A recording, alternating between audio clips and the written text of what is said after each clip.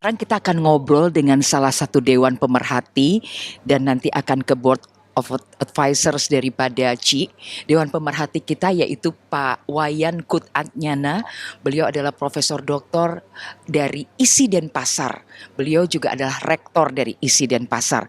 Pak Kun, bagaimana menanggapi dengan penyelenggaraan CI Awards yang kali ini menuju ke Seni Tari Nusantara?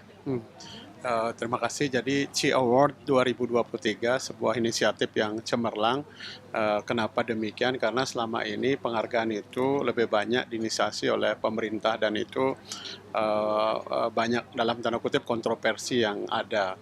Karena kan sistem pengajuan dari kalau itu dilakukan oleh pusat, diajukan oleh daerah dan daerah belum tentu punya database yang bagus. Nah ini kan berangkat dari bagaimana pelaku seni tradisi, baik itu penerus maupun juga pelestari sangat banyak di daerah-daerah. Nah artinya ada inisiatif dari CI Award 2023 ini sebuah ruang lapang untuk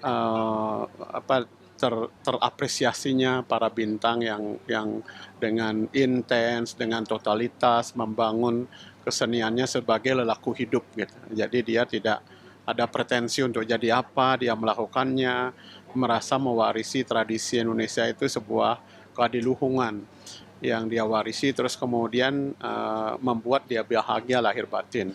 Nah kita menyimak dari 4 penerima, Eli Lutan, terus kemudian Eri Mepri, terus Niketut Arini, dan Mbak Retno Maruti adalah pilihan-pilihan saya kira pilihan tepat untuk menjadi inspirasi generasi milenial bahwa kesenian adalah jalan hidup. Jadi bukan coba-coba. Jadi kesenian adalah keteladanan karena kesenian meluhuran dan mempersatukan Indonesia. Jadi tradisi Indonesia perlu dihadirkan hari ini. Saya kira itu. Terima kasih sekali Pak Kun, karena ini pasti akan menginspirasi para generasi milenial dan juga zilenial. Mas Firman, gimana nih? Apa Mas Firman yakin nggak bahwa tradisi kita akan terus lestari bahkan berkembang di tangan adik-adik kita yang milenial dan juga zilenial, dan nanti mungkin setelah zilenial akan ada lagi generasi berikutnya? Saya sebetulnya kalau bisa dinyatakan bahwa sebenarnya tanggung jawabnya ada pada kita semua, ya. Karena biar bagaimanapun juga generasi selanjutnya itu sangat dipengaruhi oleh perkembangan yang ada, ya kan? Karena komunikasi yang ada, informasi yang ada begitu banyak, ya. Sementara kita juga seolah-olah seorang informasi tentang budaya kita dengan informasi yang ada dari luar bagi seseorang dari generasi itu datangnya sama, ya. Dia tidak punya masalah dengan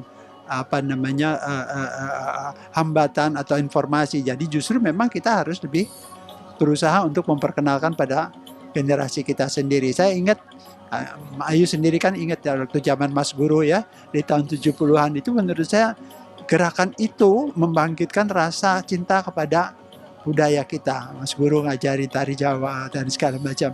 Nah itu sekarang kan agak sumir ya, agak sulit untuk melakukan hal seperti itu. Nah itulah yang sebetulnya dilakukan harus kita lakukan sekarang pada generasi yang selanjutnya. Karena tanpa memperkenalkannya secara lahir, batinnya juga nggak akan tergerak.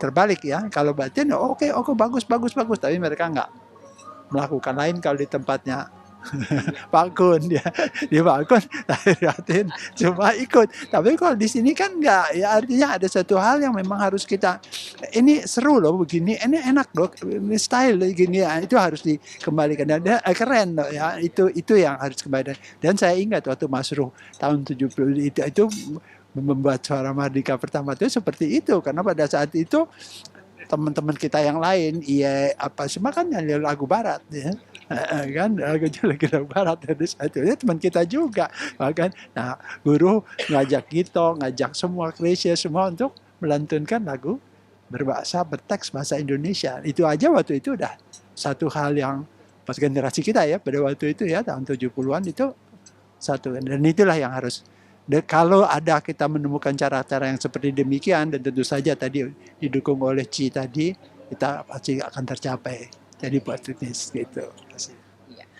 Insya Allah, insya Allah. Nah, sekarang saya mau menuju di situ tuh, di sebelah sana ada salah satu desainer Indonesia yang sangat fokus mengembangkan busana-busana dengan kain-kain Indonesia dan bahan Indonesia.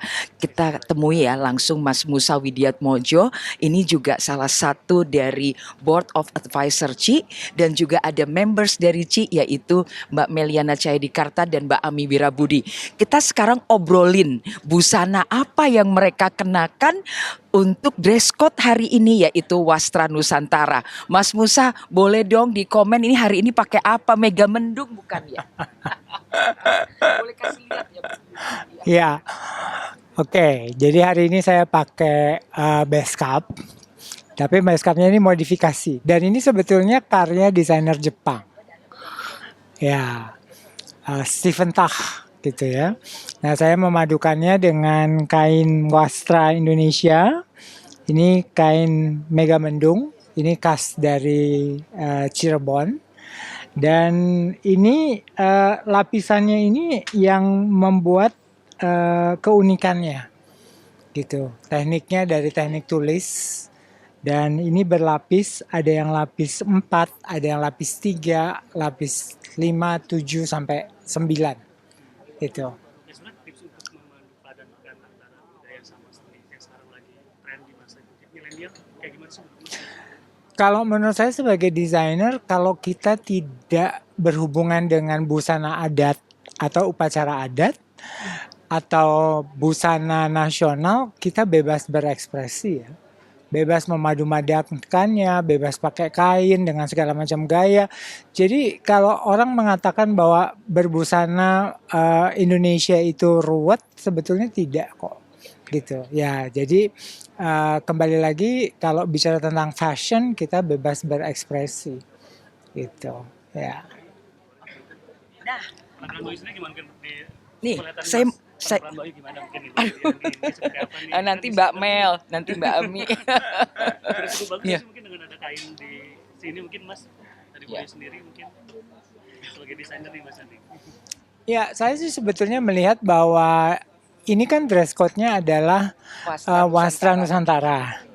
Jadi kita bisa melihat berbagai ragam karakter pribadi-pribadi itu bagaimana menerapkan kasanah wastra Indonesia dengan cara yang lebih modern, lebih kontemporer gitu. Misalnya dengan Bu Ayu dengan memakai selendang batik gitu ya, itu udah menunjukkan satu karya apresiasi terhadap karya pengrajin kita. Itu sama dengan halnya yang dipakai oleh Ibu Mel, ini juga satu dress yang terbuat dari tenun ikat gitu ya, dan ini karya desainer Edward Huta Barat gitu ya. Jadi bentuknya sangat modern, sangat praktis, dan kesannya juga jauh dari tradisional ya, atau dari etnik gitu loh. Tapi dia memakai bahan, mengolah bagaimana bahan tradisional itu bisa tampil menjadi lebih modern, seperti yang dipakai sama sahabat saya ini, Ami Wirabudi.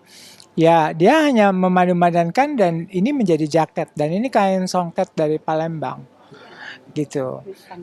Dan ini adalah karya dari Itang Yunas gitu. Tapi Ya. zaman sekarang ini di milenial menurut Mas Andi sebagai desainer ini nggak sih masih banyak orang yang masih pakai kain-kain tradisional Indonesia nggak sih mungkin Mas di tren-tren yang sekarang lagi ya Begini, kebanyakan karena ketidaktahuan daripada anak-anak muda gitu ya, mereka selalu menganggap bahwa kain etnik atau kain tradisional itu hubungannya dengan acara perkawinan, resepsi, dan lain sebagainya.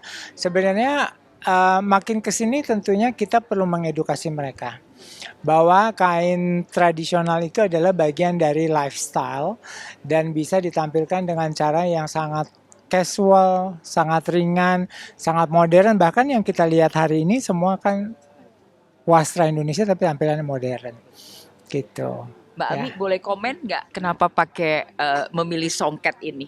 Ya.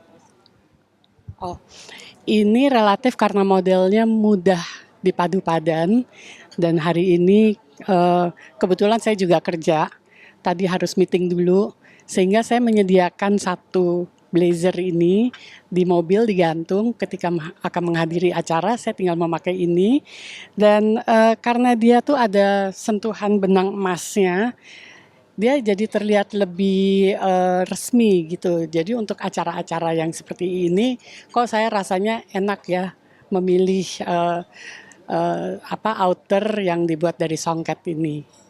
Gitu Mbak Ayu. Keren, keren, keren. Tenun ikat, Mbak Mel nyaman menggunakannya?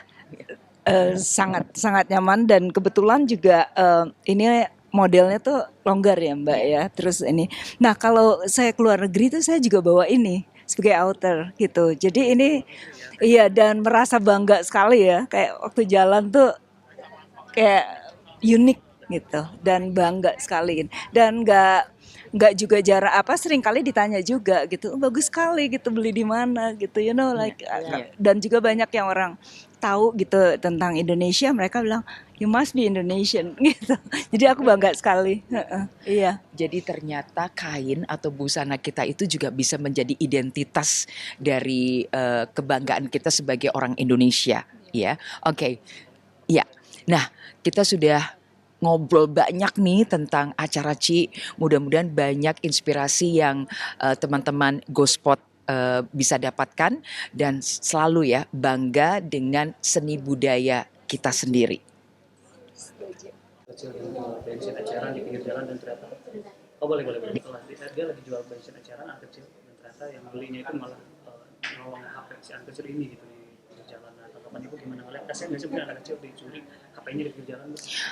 Kalau saya sendiri bukan hanya kasihan sama si anak kecil, tapi sedih dengan kenyataan yang ada di kita bahwa orang-orang kita ini mulai tidak memperhatikan lagi etika dan moral. Dan bayangkan dia pura-pura beli lalu dia curi HP si penjual bensin, anak kecil pula.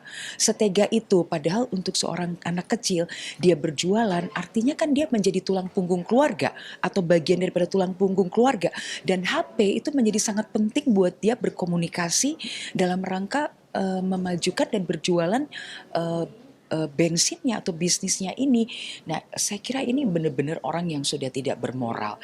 Saya sedih pada kenyataan yang ada, ternyata tidak hanya korupsi dengan nilai triliunan, tapi bahkan dengan HP yang mungkin harganya cuma 1,1 atau di bawah 1,1 kalau dia beli ini HP bekas, itu sudah bisa mendorong orang untuk mau mencuri. Jadi saya ingin mengajak masyarakat Indonesia untuk ayolah kita bekerja melakukan hal yang halal untuk bisa mendapatkan uang. Dia itu juga adalah saudara kita. Kalau saudara kita jatuh miskin, kita pun ikut sedih.